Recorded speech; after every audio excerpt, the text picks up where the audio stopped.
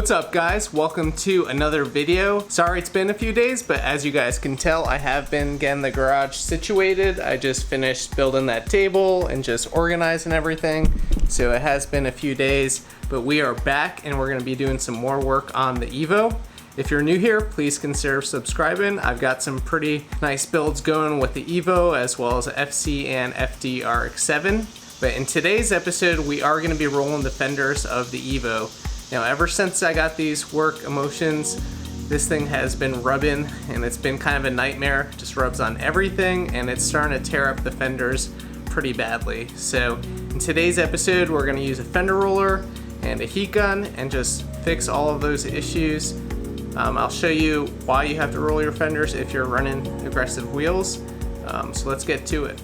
All right, let's investigate this area right here. As you can see, we have our fender and there's this lip that is basically protruding out and it's flat.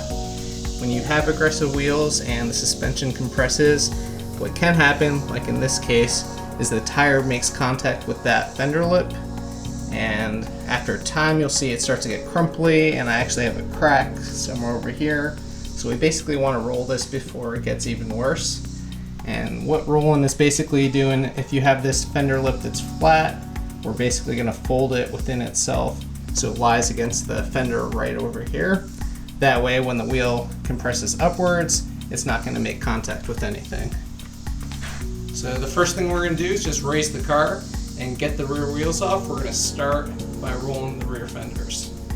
We are up in the air and ready to go. Before we get started, I do want to point out a few things. One, you're going to want to have the e-brake off just so you can roll the hubs. That is how the fender roller is attached, so you need it to move. Secondly, we are going to want to clean this lip as well as the area behind it. When we fold that lip in, we don't want to capture any dirt or moisture or anything like that. That is going to lead into some problems in the future. And lastly, we are going to heat the fender when we are rolling it. You're just going to want the paint to be somewhat pliable. As you can see, mine's are already cracking, so I'm going to be super careful with that. But if you do have a thermometer, you want this paint to be about 130 degrees Fahrenheit. So before we attach the fender roller, I'm just going to bring it over here and show you how it works real quick. All right, so here is the fender roller. It'll attach to the hub like so. We're going to move it back and forth. Initially, the roller is going to be flat and it's going to match the fender lip. And slowly, we are going to change the angle of this by loosening this piece, and it'll basically push the fender lip until eventually it's completely flat against itself.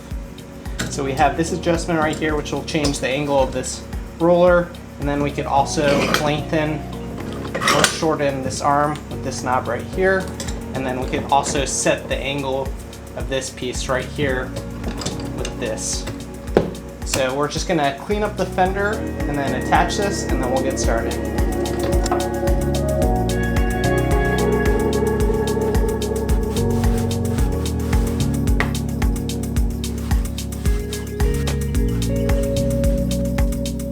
Alright, now that this area is clean, we could attach our fender roller, and I actually think it helps, especially with a lowered car, just to have a spacer here just to push it out just a little bit more, just so that we can get the angle that we need. We're not going to get this roller completely flat, but I'm going to just try to make it as mild as possible so that we're not going to go at this too aggressively. Key with this is to pretty much make small adjustments. You don't want to attack it all at once. So I'm just going to attach 3 lug nuts here. Get this thing tightened up. And as you can see, this is the motion that we're going to follow back and forth. And we're going to use this to change the angle so that we can press against the fender. And again, like I said, we'll use this to change the angle of the roller and just try to start as flat as possible. Like I said, it's going to be a little harder with a lowered car. So right now we are pressing on it. So before we do anything else, we're going to get our heat gun and start heating this area up. Alright, so we're going to use the heat gun and heat this whole area. We don't want to keep it in one spot. We don't want the paint to bubble. And like I said before, you want it to be about 130 degrees Fahrenheit, so it should be just warm to the touch. You don't want to go too crazy with this though.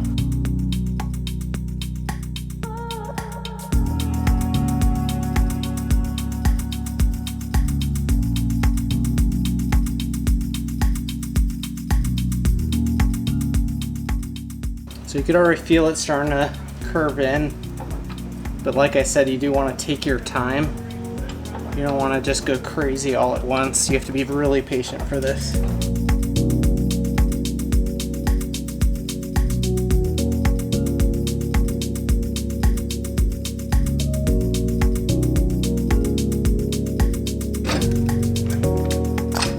Alright, so if we come under, you could see that that lip that was previously sticking out and flat is nice and flush against the inner fender. Don't mind this crack that was already here, but as you can see, pretty much everywhere else, paint is good to go. We don't have any cracking or anything like that.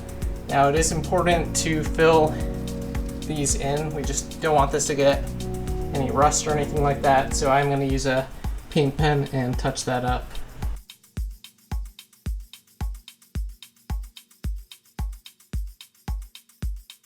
Alright, so when I was working on the other side, I was trying to think of the best way to describe how to actually work this thing instead of you guys just watching me. And the best way to describe it, I would say, is you're going to start with this ball being really flat, or as flat as possible. It's going to be hard to keep it flat with a lowered car, and you'll loosen it when you're making your adjustments to angle it inward.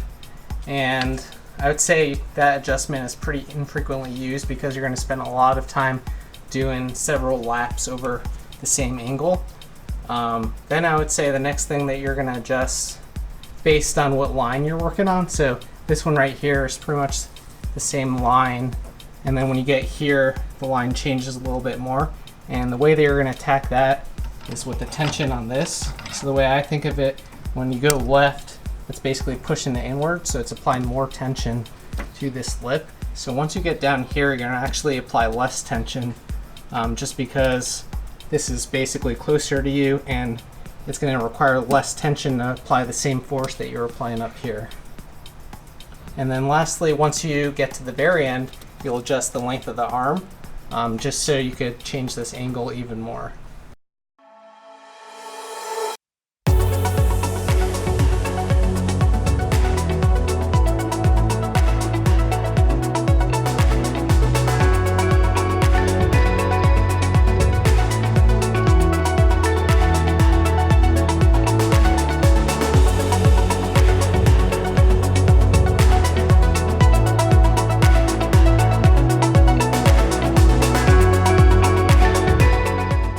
So if we look from over here, you can see that we're pretty much flat against the fender, and from the outside you can't even tell.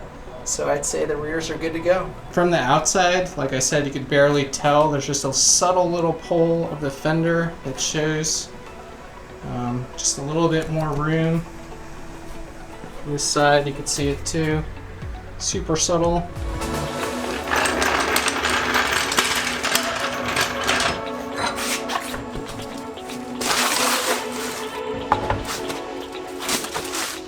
Alright, moving on to the front.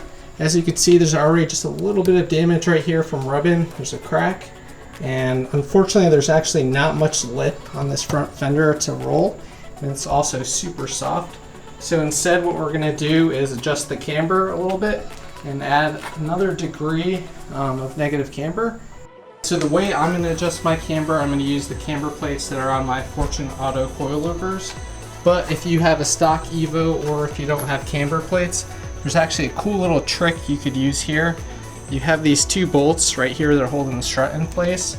And from the factory, the Evo comes with 1 degree of negative camber. And there's a little arrow on this top bolt that is pointed towards the inside of the car. If you loosen up the nuts and rotate that bolt 180 degrees so that the arrow is facing out, it'll actually be 2 degrees of negative camber.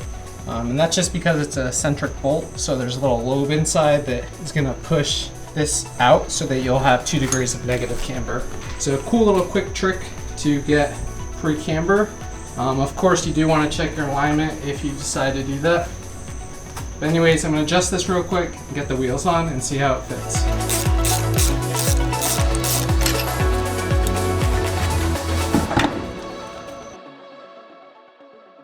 right, and here we are. We have about 2.5 degrees of negative camber, and the hope being that when the suspension compresses, the tire, since it's tilted a little bit more inward now, it shouldn't make contact with this area of the fender. And as you know, the rear is pretty much good to go. So we are gonna take it through town and see how everything feels. Hopefully there won't be any rubbing.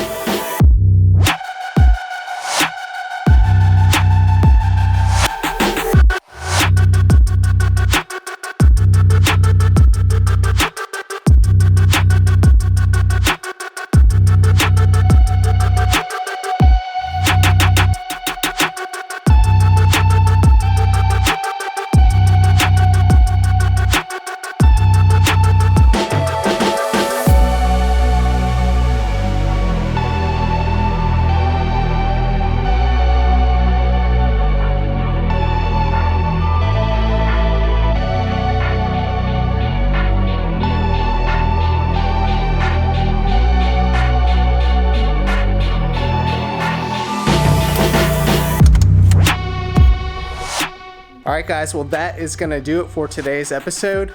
I know clearance in your fenders and making room for low offset wide wheels is probably not the most fun job, but honestly it really does pay off. If you liked the video, press that like button and consider subscribing if you're new here. I'll catch you in the next one. Peace out.